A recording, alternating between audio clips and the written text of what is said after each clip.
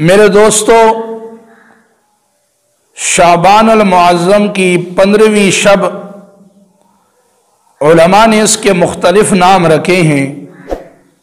شب براءت بھی اس کا نام ہے،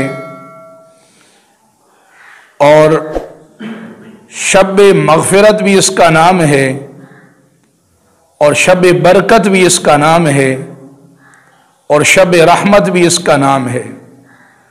شب براءت اس کا نام اس لیے ہے کہ اس رات اللہ تعالی جہنمیوں میں سے قبیلہ بنو کلب کے بکریوں کے بالوں کے بقدر جہنمیوں کو جہنم سے آزاد فرماتے ہیں، خلاصی فرماتے ہیں، براءت کر دیتے ہیں۔ اور شب مغفرت اس لیے ہے کہ اس رات اللہ تعالی بخششوں کا اعلان کرواتے ہیں۔ اور شب برکت اس لیے ہے کہ اس رات اللہ تعالیٰ کی برکتوں کا نزول ہوتا ہے۔ اور شب رحمت اس کا نام اس لیے ہے کہ اس رات اللہ تعالیٰ کی رحمت موسلادھار بارش کی طرح برستی ہے۔ لیکن یہ سارے نام علماء نے رکھے ہیں، میرے نبی صلی اللہ تعالی علیہ وسلم کی مبارک زبان سے اس رات کا کوئی نام مختص نہیں ہے۔ حدیث میں صرف اتنا آتا ہے، لیلۃ النصف من شعبان، شعبان کی نصف والی رات یعنی 15ویں رات، 15ویں شب کی رات۔ اس رات کا نام حدیث شریف میں 15ویں شب کی رات یعنی شعبان کی نصف کی رات رکھا گیا ہے۔ اس رات کی فضیلتیں بڑی ہے، بکثرت فضیلت ہے، لیکن ہمیں یاد رکھنا چاہیے کہ اس رات میں کوئی خاص عبادت اللہ کے نبی صلی اللہ تعالی علیہ وسلم سے ثابت نہیں ہے۔ جیسے ہمارے ہاں آج کل ایک رواج بن چکا، مساجد میں اعلانات کیے جاتے ہیں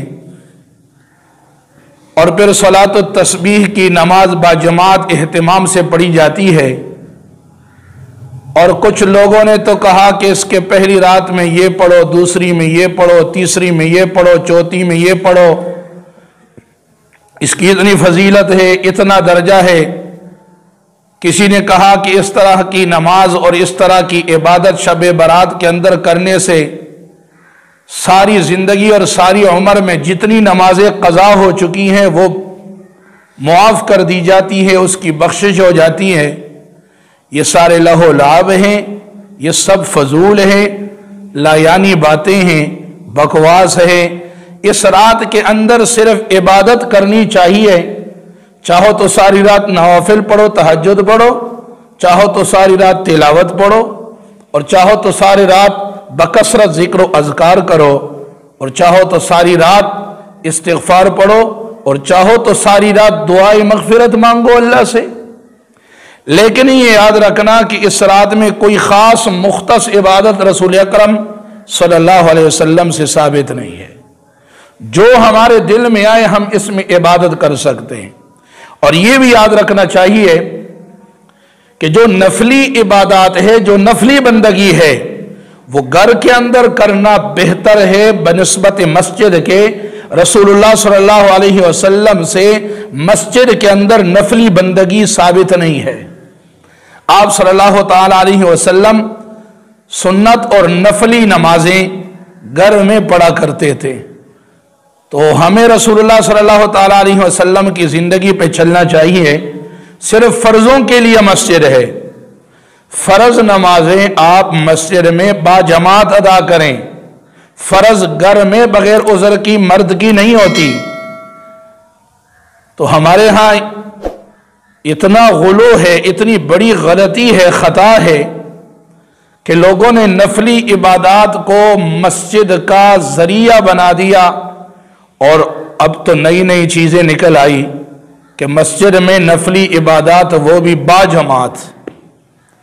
کسی بھی نفلی عبادت کا کوئی جماعت اللہ کے نبی صلی اللہ تعالی علیہ وسلم سے ثابت نہیں ہے۔ دوسری بات شب برات کے متعلق ہمیں یہ یاد رکھنا ضروری ہے کہ اس رات اللہ تعالیٰ کی مغفرت اور رحمت کا نزول ہوتا ہے۔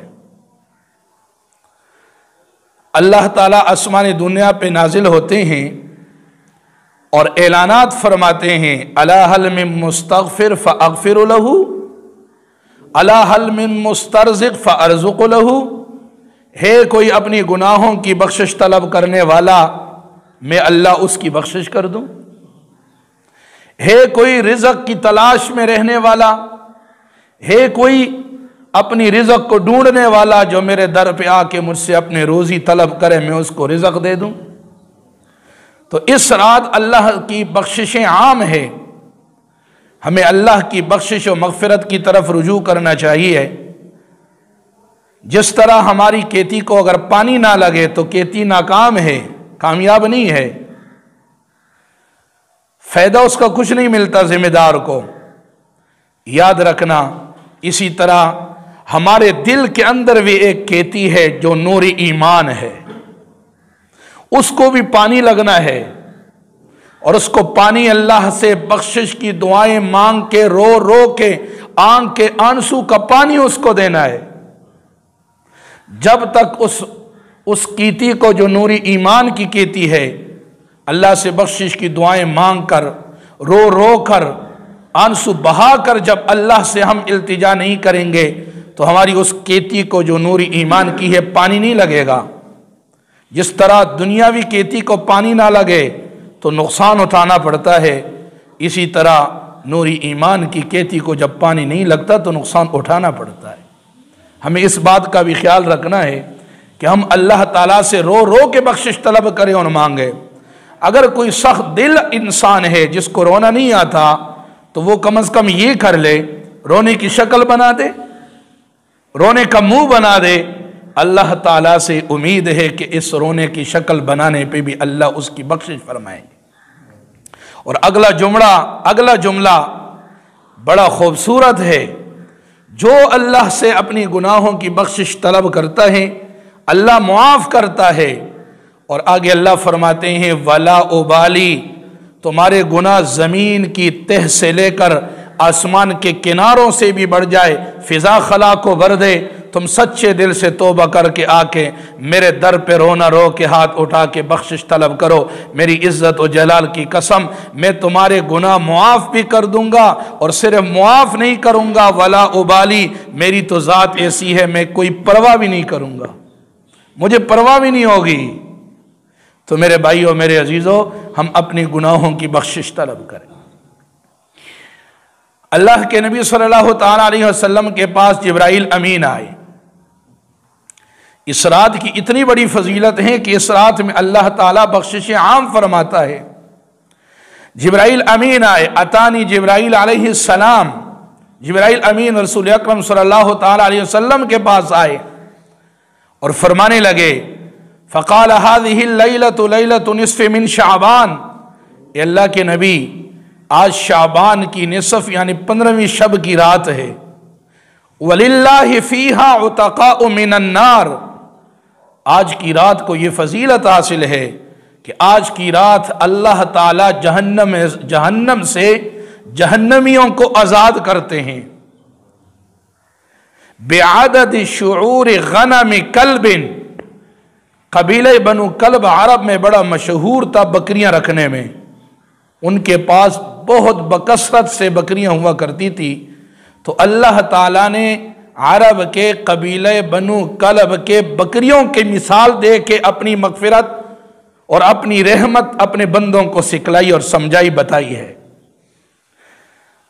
جبرائیل امین فرماتے ہیں کہ آج کی رات اللہ تعالیٰ جہنم میں سے قبیلہ بنو کلب کے بکریوں کے بالوں کے برابر بلکہ اس سے بھی زیادہ جہنم سے جہنمیوں کو آزاد فرماتے۔ ایسی اللہ کی نوازش ہوتی ہے، اس رات میں اللہ کی بخشش اور مغفرت عام، لیکن ہمیں یاد رکھنا چاہیے کچھ گنہگار بدبخت اور شقی بد نصیب وہ ہے جن کی اس رات بھی بخشش نہیں ہوتی۔ مختلف احادیث کو اگر جمع کیا جائے تو 8 قسم کے ایسے لوگ ہیں جن کی اس رات میں بخشش نہیں ہوتی، 6 اسی حدیث میں مذکور ہے۔ فرمایا لا ينظر اللہ فیہا، کچھ بدبخت ایسے ہیں جن کی طرف اللہ اس رات بھی نظر کرم نہیں فرماتا. اللہ تعالی ہم سب کی حفاظت فرمائے. اور سننے کے بعد ہر بندہ یہ اندازہ لگا سکتا ہے اگر ان 6-8 گناہ میں سے کوئی گناہ کسی کے اندر ہے تو شب براءت کے آنے سے پہلے توبہ استغفار کر کے اس سے نکلنا چاہیے تاکہ ہمارا نام بھی ان خوش نصیبوں میں شامل ہو جائے جن کی اللہ اس رات بخشش اور جہنم سے خلاصی کا اعلان کریں گے. پہلا شخص وہ ہے فرمایا الا مشرک. مشرک کی اس رات بھی بخشش نہیں جب تک وہ شرک سے توبہ کر کے اللہ کے حضور اپنے گناہ کو معاف نہ فرمائے. مشرک آدمی کی اس رات بھی بخشش نہیں. مشرک کون؟ جو اللہ کے ذات میں، اللہ کی ذات میں اور اللہ کے صفات میں شریک ٹھہرائے.